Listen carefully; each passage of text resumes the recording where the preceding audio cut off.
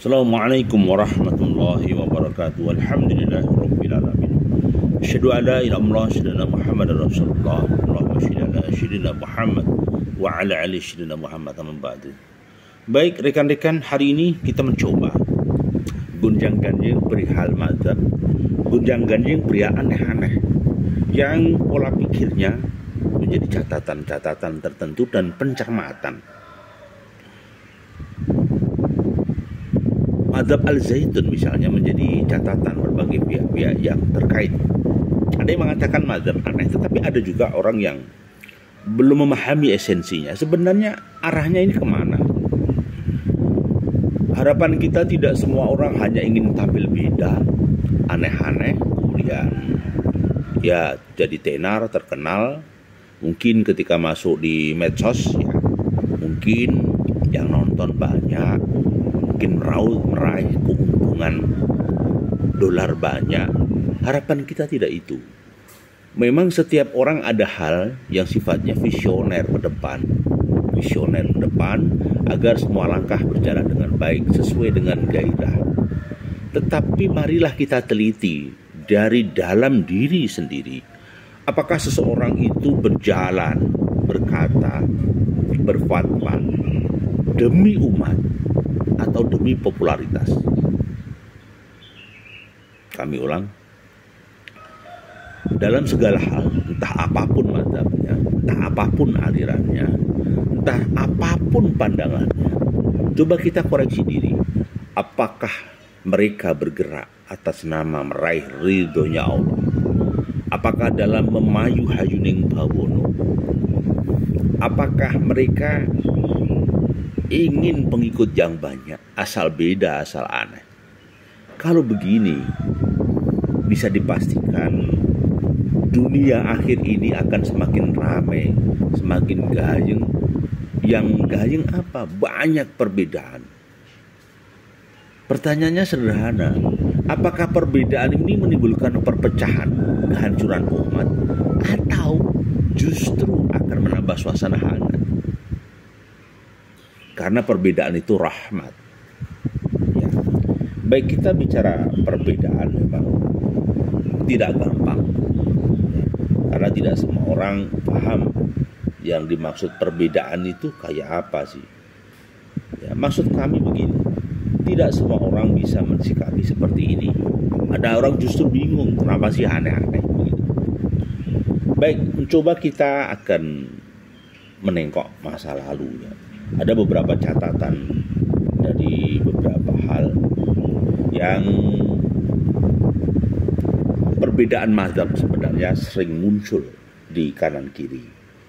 Sebenarnya seorang muslim itu diwajibkan untuk menjaga persatuan dan kesatuan, bukan memelihara perpecahan, bukan memelihara kehancuran. Karena perbedaan pendapat ini kalau dibiarkan, masing-masing mencoba asobiah, masing-masing mencoba ego kelompoknya dan menganggap dirinya paling benar dan yang lain salah. Ini bisa terjadi pembantaian, ini bisa terjadi konflik horizontal. Karena apa? Meyakini kelompoknya benar, yang lain kafir, masalah. Tetapi kalau meyakini dirinya benar, kemudian mempersilahkan orang lain dalam pilihannya, dan semua akan dipertanggungjawabkan di hadapan Allah, baik. Ya. Jadi meyakini dirinya benar, keyakinannya benar, tetapi jangan langsung memvonis orang lain kafir, jangan memvonis orang lain salah. Ini yang terpenting. Toleransi pemikiran dalam hal ini. Meyakini kelompoknya benar, monggo, dipersilakan. Tetapi jangan mengatakan meyakini bahwa orang lain ya itu salah. Di hadapan Allah kita tidak ngerti besok. Karena penyelesaiannya adalah di sidang akhir, di yaumil hisab. Gitu. Baik. Ada pendapat di Tom Abu Nashr dalam buku Mazhabnya Rasulullah. Itu pernah dijelaskan bahwa Allah memerintahkan persatuan kaum muslimin dan muslimat, bahkan mengharamkan perpecahan. Ya, makanya banyak, salah satu penyebab perpecahan itu adalah perbedaan mazhab fikih. Sebab para penganutnya lebih membela mazhabnya dibanding agamanya. Ini yang saya katakan tadi, kadangkala bisa menimbulkan perpecahan. Karena apa? Orang yang meyakini mazhabnya benar, dia akan membela pada titik darah penghabisan. Mereka tidak paham. Seharusnya diingatkan, kita itu satu kitab suci Al-Quran, kita satu Nabi Rasulullah Muhammad Sallallahu Alaihi Wasallam, kita satu syahadat misalnya, asyhadu an la ilaha illallah wa asyhadu anna Muhammadar Rasulullah. Ya, kita Ahlussunnah wal Jamaah misalnya. Jadi mari kita cermati, jangan sampai terjadi porak-poranda. Jadi bagaimana sih mazhab sebelumnya? Memang sejak dulu ya, namanya pemikiran seseorang itu pasti ada perbedaan, tidak mungkin. Manusia dengan ilmunya yang beda, basicnya beda, dari gen keturunan yang beda, belajarnya variasinya macam-macam, pasti menimbulkan berbagai variasi ilmu dan pemahaman. Ini yang kita pahami. Bagi mayoritas ulama misalnya, ya kita mensikapi sebelumnya adanya madhab, meskipun belum ada merumuskan konsep madhab, tetapi sudah ada pandangan hukum-hukum fikih yang berbeda. Nah, realita perbedaan pandangan hukum fikih tersebut menunjukkan bahwa madhab itu benar-benar ada, gitu loh. Ya. Jadi perlu dicermati, perbedaan itu awal dulu sudah ada. Perbedaan pemikiran, tetapi bagaimana arah kita itu perbedaan menjadi hikmah, menjadi Bhinneka Tunggal Ika, tidak saling mengkafirkan, tidak saling menonjol. Karena apa? Kalau dibiarkan terjadi perpecahan nanti. Nah, bahkan ada yang mayoritas ulama usul fikih menyatakan bahwa ijtihad juga terjadi di zamannya Rasulullah dan dilakukan Rasulullah Sallallahu Alaihi Wasallam. Maka mazhab juga pernah terjadi pada saat Rasulullah masih hidup. Jadi pada saat belum ada wahyu yang turun untuk satu persoalan tertentu yang masih diperdebatkan. Jadi sebenarnya acuan tindakan jelas kita adalah Al-Quran As-Sunnah. Hanya saja kadang satu ayat pemahamannya beda. Satu ayatnya sama sumbernya, tapi tafsirnya beda. Loh, kok bisa beda? Ya tentunya ditentukan pola pikir seseorang, pemahaman seseorang. Ini yang mengakibatkan banyaknya perbedaan. Itu yang terjadi. Tetapi secara fitrah manusia lahir itu pasti beda. Ya.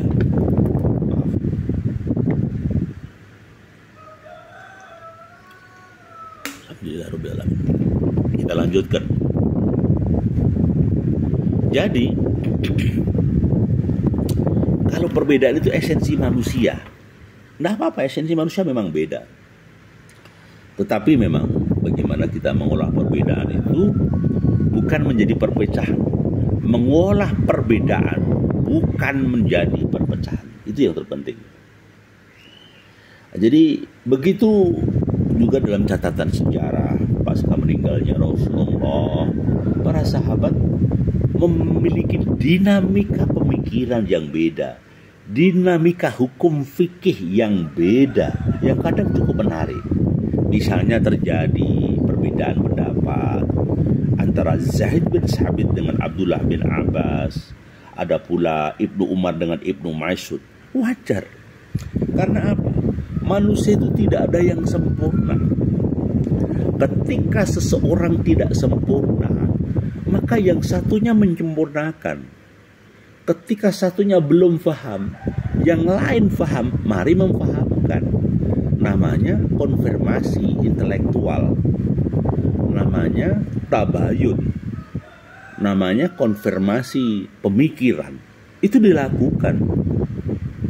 Bukan hantam promo, you salah, kowe goblok. Jangan begitu.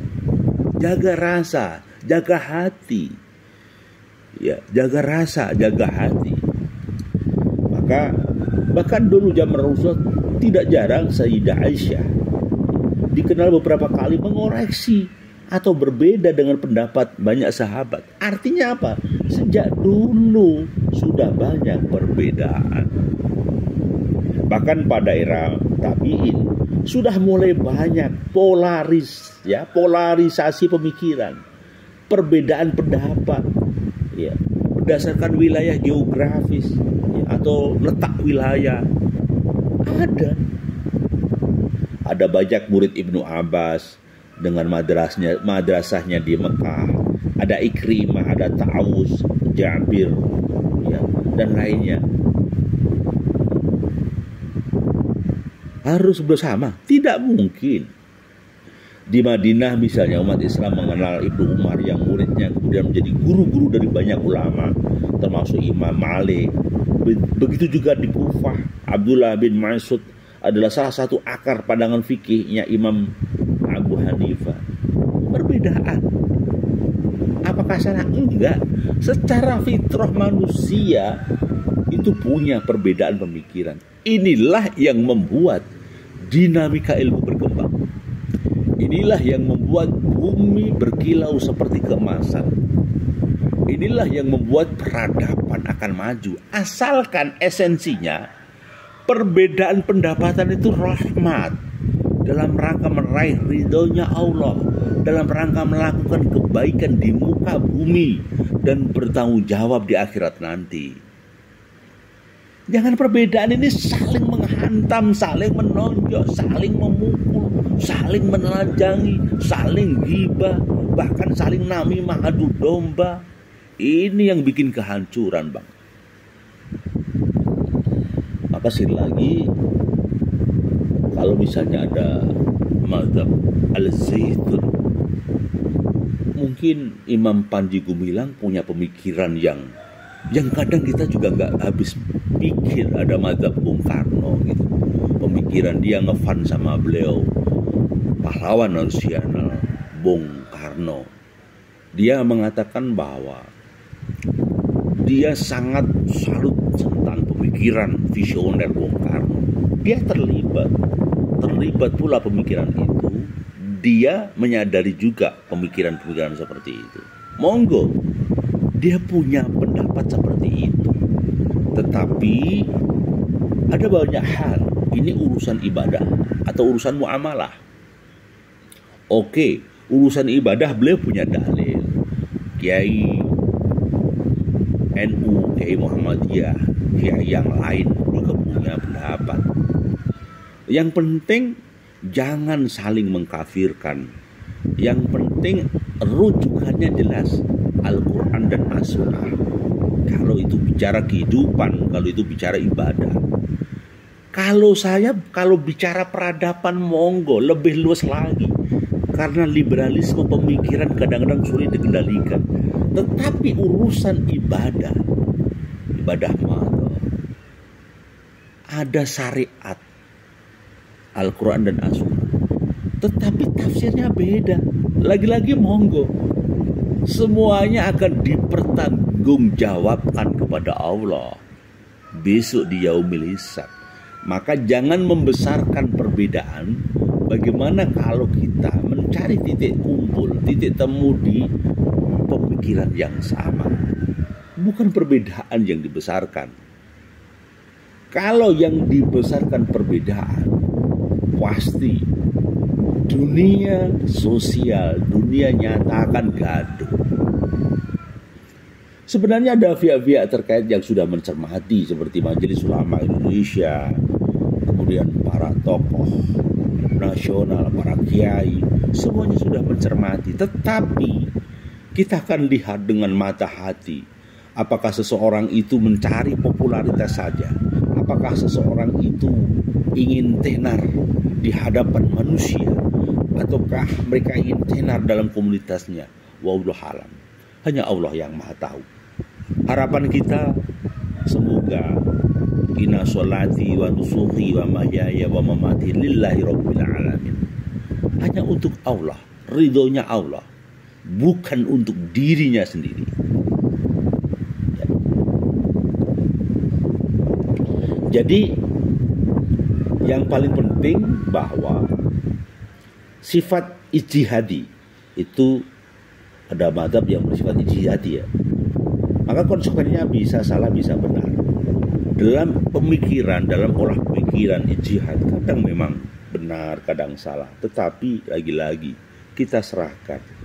Misalnya ada orang yang kunut, ada yang tidak pakai kunut. Yang pakai kunut dipersilahkan. Mungkin punya dasar. Yang tidak pakai kunut dipersilahkan. Tetapi jangan itu menjadi alasan untuk, maaf ya, untuk saling menonjol, saling menipu. Ini akan menjadi masalah bagi kehidupan kita. Indonesia tercinta ini, NKRI harga mati. Masih bersama kami Sukamto Sastronejo Channel.